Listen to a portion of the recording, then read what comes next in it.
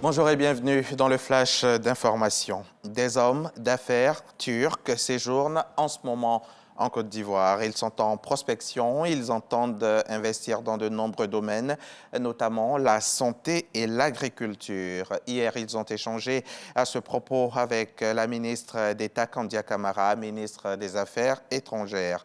Michel Digré nous livrera son témoignage tout à l'heure dans le 13h.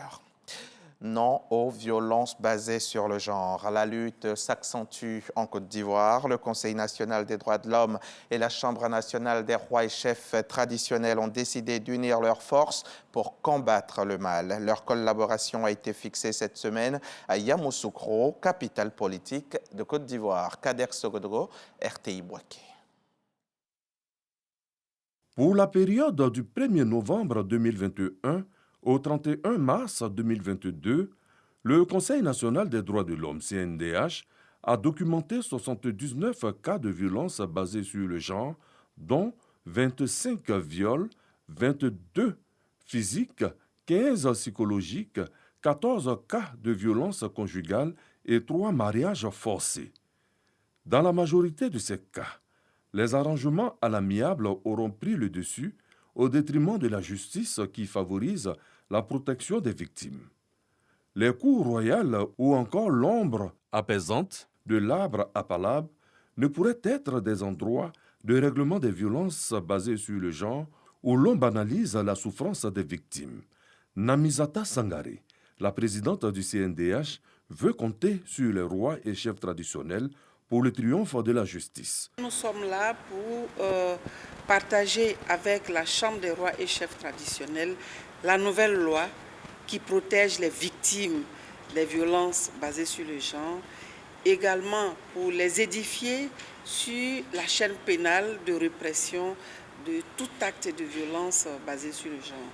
Nana Amoulaye Désiré Tanoué, président de la Chambre nationale des rois et chefs traditionnels de Côte d'Ivoire, est en phase avec le CNDH. Notre mission de règlement non juridictionnel des conflits dans les villages et entre les communautés est celle qui s'inscrit dans la droite ligne des objectifs visés par cet atelier, notamment la collaboration entre la CNCT et les autorités judiciaires dans les cas de violences basées sur le genre. Autrement dit, comment les mécanismes traditionnels et ceux des tribunaux pourraient interagir dans le cadre de la protection des victimes. La lutte contre les violences basées sur le genre constitue un axe majeur des actions gouvernementales en Côte d'Ivoire.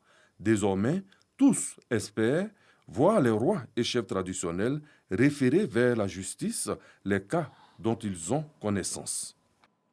Un reportage de Kader Sogodogo avec la collaboration technique de Franck Kouaou.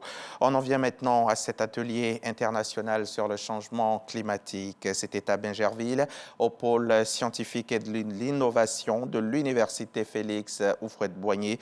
La rencontre avait pour objet la conservation et l'amélioration de la biodiversité et les acteurs de la recherche du monde agricole ont tous répondu présent. Notre reporter aussi a répondu présent. Patricia Omoué-Etia nous livrera son compte-rendu donc dans le 13h. Le sommet des chefs d'État de l'Union africaine s'ouvre pour 2 jours à compter de ce vendredi 27 mai dans la capitale équato-guinéenne. Un sommet qui s'ouvre alors que la crise humanitaire s'est aggravée ces dernières années. Sur 1,4 milliard d'habitants en Afrique, environ 282 millions souffrent de sous-alimentation. C'est 49 millions d'Africains de plus qu'en 2019, selon la FAO, l'Agence des Nations Unies pour l'alimentation et l'agriculture. Une aggravation due notamment dans les régions du Sahel et de la Corne de l'Afrique au changement climatique, au terrorisme djihadiste, mais également au conflit communautaire. Un deuil national de 3 jours a été décrété à compter d'hier jeudi après le drame survenu à l'hôpital de Tivoane.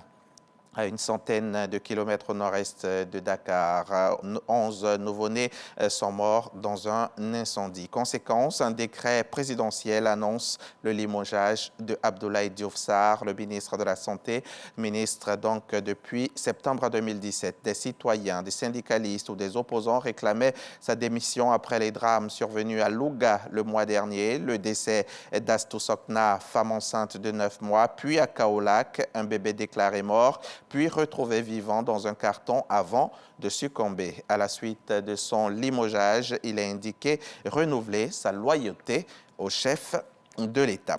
Allons-y au Burkina Faso, où une attaque a été perpétrée mercredi et qui a visé principalement les hommes. Le gouverneur de la région indique qu'une cinquantaine de personnes ont été tuées par des hommes armés non identifiés alors qu'elles fuyaient la commune de Madjoari dans l'Est.